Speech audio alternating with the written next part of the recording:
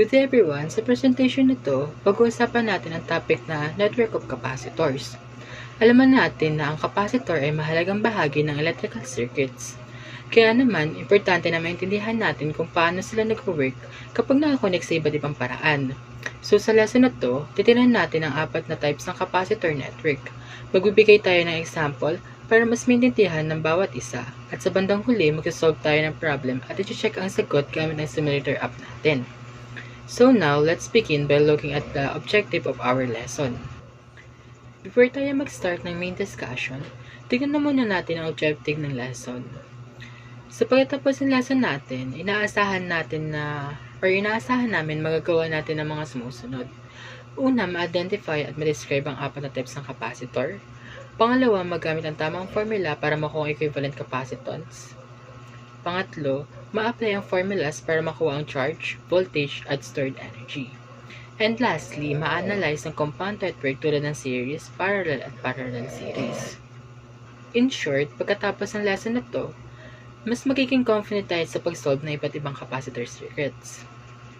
So, bago tayo pumunta sa network, quick review muna tayo kung ano nga ba ang capacitor. Ang capacitor ay isang electronic component na ginagamit para mag-store ng electrical energy. Ito ay bumubuo ng 2 conducting plates na may insulting material sa gitna. At dito na in-store ang energy.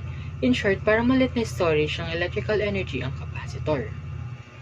Isa sa pinaka-importanteng formula natin ay Q is equals to CV, na kung saan Q is a charge o dami ng electrical energy na naka-store.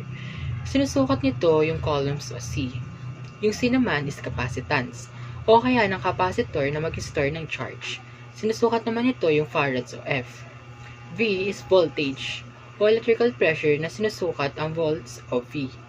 So, kapag mas mataas ang capacitance o voltage, mas maraming charge ang kaya nitong i-store. Meron din tayong formula para sa stored energy. Ito yung U is equals to 1/2 CV squared, na kung saan ang U ay isang stored energy at sinusukat nito yung joules. So, ibig sabihin, gamit ang formula na ito, malalaman natin kung gaano karaming energy ang nakistore sa capacitors. Now that na-refresh natin ang basics, ready na tayo pumunta sa iba't ibang capacitor network. Simulan natin sa series network. Sa series connection, ang capacitors ay nakakonect sunod-sunod o end-to-end. So, sa ganitong setup, pare-pareho ang charge sa lahat ng capacitors. Ibig sabihin lang, kung may charge ang unang capacitors, ganun din ang charge sa iba. Pero ang voltage ay nahahati sa bawat capacitors. Another important thing to remember, sa series connection, ang total capacitance ay mas maliit kaysa sa pinakamaliit na capacitors. In short, kapag nagdagdag tayo ng capacitor sa series, bumababa ang total capacitance. Let's take an example. So, may given tayo dito na C sub 1 is equals to 4 microfarads, C sub 2 is equals to 12 microfarads. So, para makuha ang total capacitance sa series, gagamit tayo ng formula. After solving, makukuha natin ang total capacitance na 3 microfarads. So, therefore, makikita natin na mas maliit ang total capacitance kaysa sa original capacitor. Next naman ay ang parallel network. Sa parallel connection, ang capacitors ay nakakonect sa parehong 2 nodes. So, sa ganitong setup, pero ang voltage sa lahat ng capacitors. Pero ang charge ay nahati sa bawat capacitor. And kabaliktaran ng series, sa parallel connection, ang total capacitance ay mas lumalaki habang nagdadagdag ang capacitor. In short, kapag nagdadagdag ka ng capacitor sa parallel, mas lumalaki ang storage ng capacity ng system. Let's look at another example. So, given na natin dito na C sub 1 is equals to 3 microfarads, 2 is equals to 6 microfarads, and C sub 3 is equals to 9 microfarads. So, para makuha natin ang total capacitance, i-add lang natin sila. Then, after solving, ang total capacitance ay 18 microfarads. So, therefore, makikita natin na mas malaki ang total capacitance kumpara sa individual capacitor. Ngayon naman ay ang series parallel network. So, sa ganitong network, may group ng capacitor na nakaparallel muna bago sila isama sa series. In short, hindi natin agad sinusolve lahat. Hinahati muna natin lahat ng circuits para mas madali. Let's take an example. So, given na natin na C sub 1 is equals to 6 microfarads, C sub 2 is equals to 3 microfarads and C sub 3 is equals to 3 microfarads. So una, isolve muna natin ang parallel group. C sub 2 plus C sub 3 equals to 6 microfarads. Then pagkatapos, i-treat natin iyon bilang isang capacitor at isolve naman natin ang series kasama si C sub 1. After solving, makukuha natin ang total capacitance na 3 microfarads. So therefore, steps by step, natin sila isa-solve hanggang sa makuha ang final answer. Next naman ay ang parallel series network. So dito, palitan naman ang proseso. May group muna ang capacitors na naka-series bago sila isama sa parallel. So, given na natin dito na si C sub 1 is equals to 4 microfarads, C sub 2 is equals to 6 microfarads, and C sub 3 is equals to 12 microfarads. So, una, isolve muna natin ang series group. After solving, makukuha natin ang series result na 4 microfarads. Then, i-add natin sila in parallel capacitor. So, final total capacitance ay 8 microfarads. In short, solve muna natin yung series bago ang parallel. So, bago tayo pumunta sa problems, let's summarize muna ang mga natutunan natin. Mayroon tayong 4 na types ng capacitor network. Una ang series, na kung saan pareho ang charge at nahahati ang voltage. Pangalawa ay ang parallel, na kung saan naman pareho ang voltage at nahahati ang charge. Pangatlo, series parallel, na kung saan parallel muna bago sa series. And ang pang-apat ay parallel series, na kung saan series muna bago ang parallel. In short, ang pinaka-importanting skills dito ay marunong kang mag-identify kung alin ang uunahin na circuit. Now, let's move on sa sample problems. So, babasahin muna natin ang given values, pagkatapos ay ipapakita natin ang solution at saka natin ipapakita ang final answer. The given is 3 capacitors connected in series. And the given is 6 microfarads, 12 microfarads, and 4 microfarads with a voltage of 24 volts. So, question number 1. Find the total capacitance, which is the CT or the total capacitance. Formula natin, since series siya, so ang magiging formula is 1 over C total is equals to 1 over C1 plus 1 over C2 plus 1 over C3. Then, insert natin yung mga value which is the C1 is equals to 6, C2 is equals to 12, and C3 is equals to 4. So, ngayon naman is kukunin natin yung LCD nila which is the 12. So, 12 divided by 6 is equals to 2 times 1. So, 2. 12 divided by 12 times 1 is equals to 1. 12 divided by 4 times 1 is equals to 3. So, pag pinag-plus natin yung 2 plus 1 plus 3, makukuha natin is 6. Then, pagka sinimplify, makukuha natin is 1 over 2. Since naka 1 over C total to, ang hinahanap natin is the C total. Ang gagawin natin ngayon is reciprocal natin itong 1/2. So, kaya nakuha natin yung 2 microfarads. So, question number 2 naman. Find the total charge, which is the Q stored. So, ang formula natin dito is Q is equals to C total times the volts. So, ngayon i-insert natin yung value na nakuha natin, which is the C total, which is ito. So, 2 microfarads times the volts, ito, yung given na 24. So, ang lalabas dito ngayon is 48 microcoulombs. So, question number 3. Find the voltage across each capacitor. So, ang formula natin dito is voltage is equals to charge over the capacitance. So, kunin natin muna yung V1. Siguro nagtataka kayo kung bakit 48 itong charge natin. Since series to, yung charge na nilang lahat is equals lang. So, itong nakuha natin kanina na 48, ayun yung gagamitin natin. So, ngayon is may 48 over 6 na tayo which is the C1 na 6. So, ang lalabas dyan is 8 volts. Then, sa C2 naman, 12. So, ang gagamitin natin is yung 48 over 12. Ang lalabas is 4. And then, sa may V3 naman, yung C3 ang gagamitin natin. So, 4. Kaya, may 48 over 4 tayo dito. And ang answer dyan is 12. Since ang voltage is nakadistribute siya pagka naka-series, pinag-plus ko lang itong mga nakuha nating value ng volts para matignan kung tama ba yung nakuha natin kasi ang value ng volts natin is 24. So, 8 plus 4 is 12 plus 12 is equals to 24 volts. So, ibig sabihin, tama yung nakuha natin na value. Problem number 2. Ang given dito is 3 capacitors connected in a parallel. And ang given is 5 microfarads, 10 microfarads, and 15 microfarads. And ang binigay sa atin na supply voltage is 12 volts. So, question number 1. Find the total capacitance, which is the C total. Ang formula natin, since nakaparallel to, so ang gagamitin natin is C total is equals to C1 plus C2 plus C3. So, i-insert natin ngayon yung mga value na meron tayo dito na given. So, C1 is equals to 5, C2 is equals to 10, and C3 is equals to 15.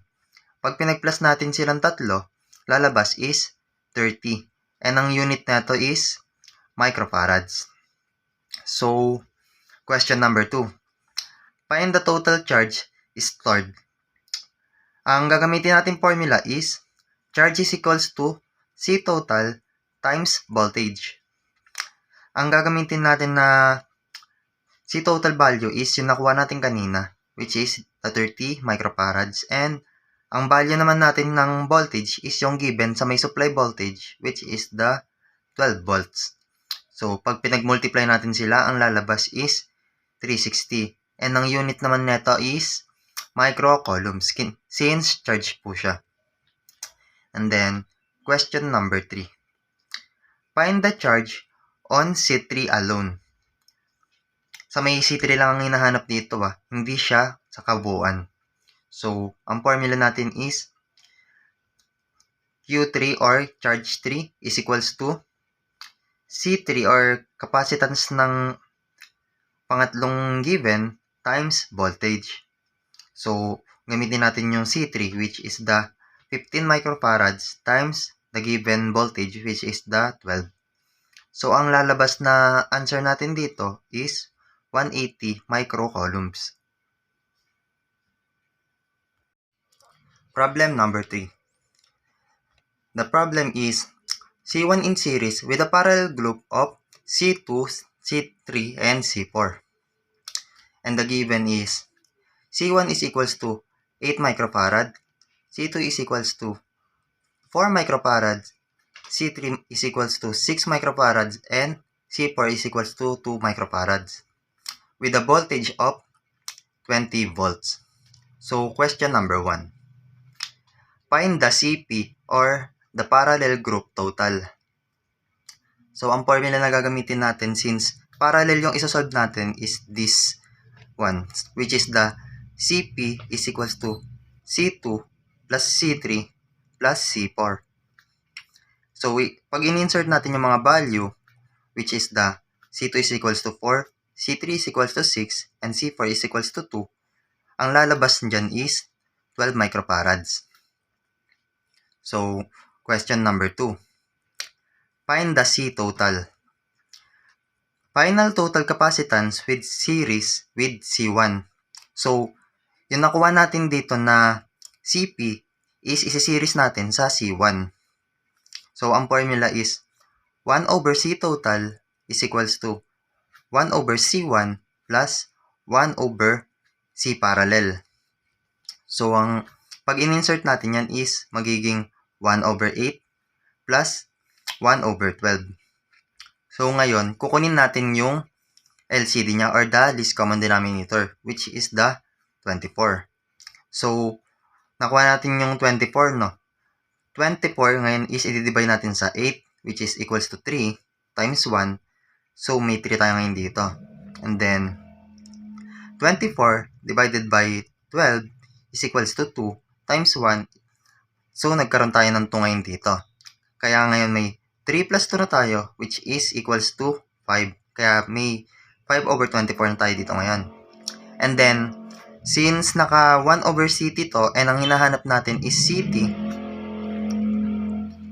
i-reciprocal lang natin yung nakuha natin na answer, which is the 5 over 24. Kaya naging 24 over 5 to ngayon.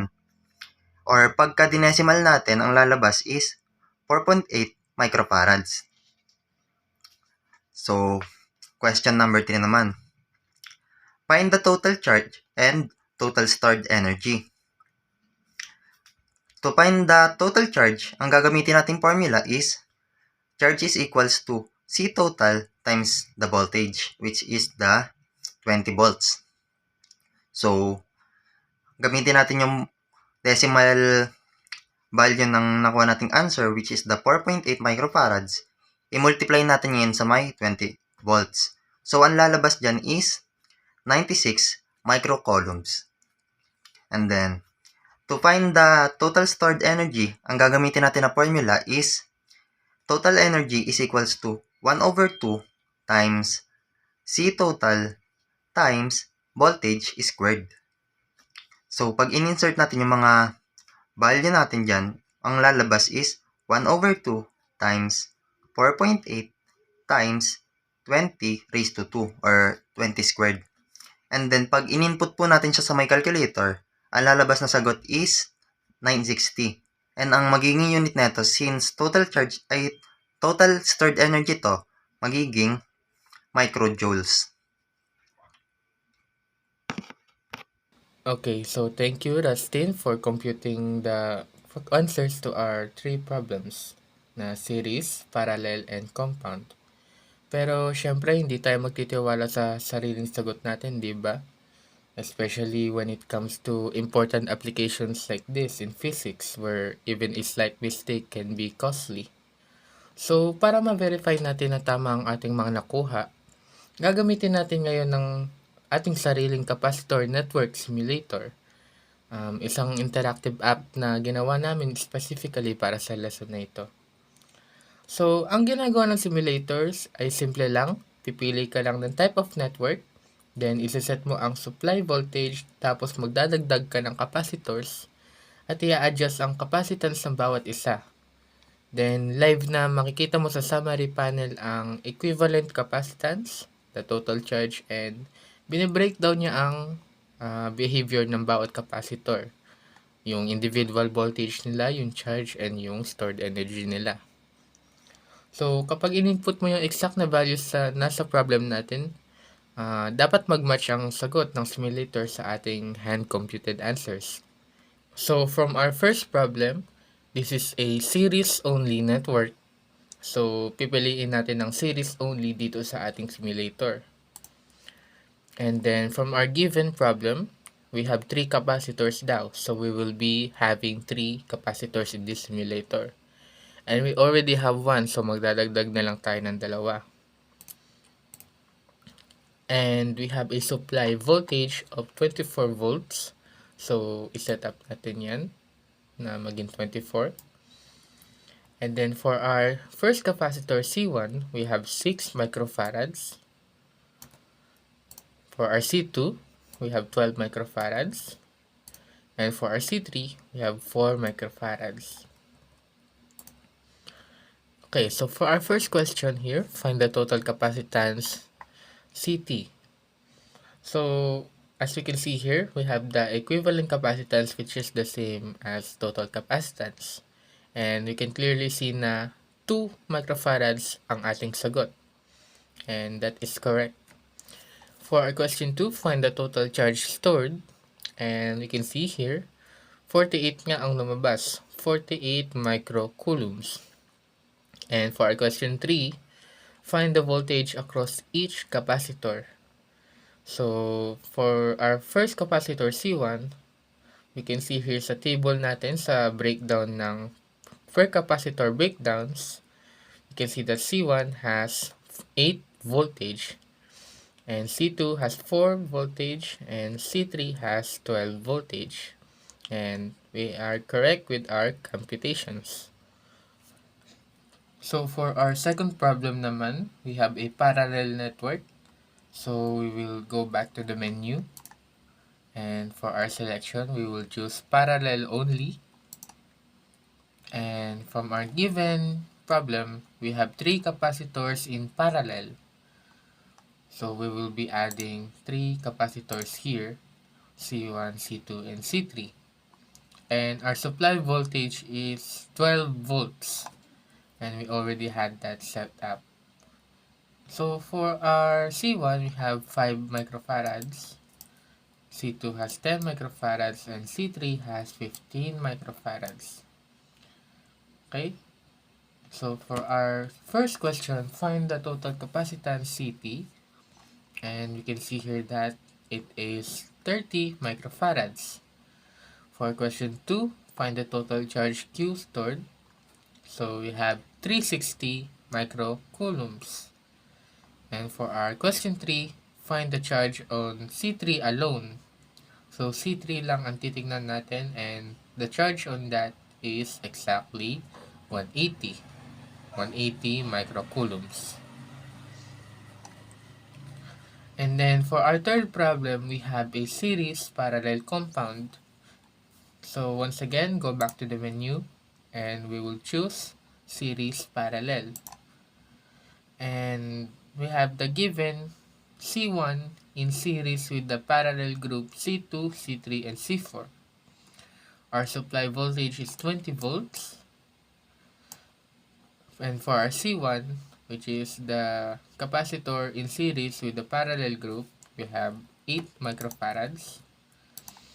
Then C2 has 4 microfarads. And then we can add capacitors along the way. We have C3, 6 microfarads. And C4 has 2 microfarads. Okay? So our first question here, find CP, which is the parallel group total. Okay, so this is one of the limitation of our interactive simulation here. Hindi natin ma-complete or di natin makita agad kung ano ang magiging specific capacitance ng parallel group, for example. So we will have to compute that manually talaga. And we can only find the total capacitance or the equivalent capacitance. And that answers our question 2. And it is 4.8 microfarads. So for our third question, find the total charge and total stored energy. So we can see here that our total charge is 96 microcoulombs and the total stored energy is 960 microjoules. And that's all for our presentation, and I hope you learned something, and I wish you a good day.